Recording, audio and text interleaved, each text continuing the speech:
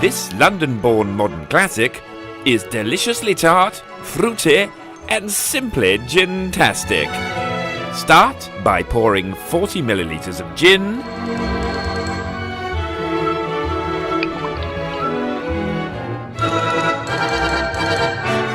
20 millilitres of lemon juice,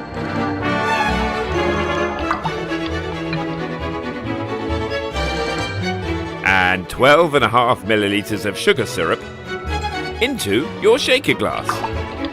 Add some ice and shake well.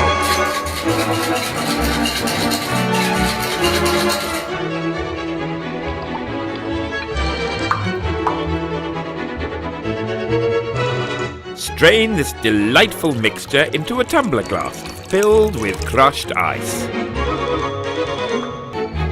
As a finishing touch, drizzle 20 millilitres of Creme de Mure over your drink. And garnish with a plump blackberry. Bramble-licious!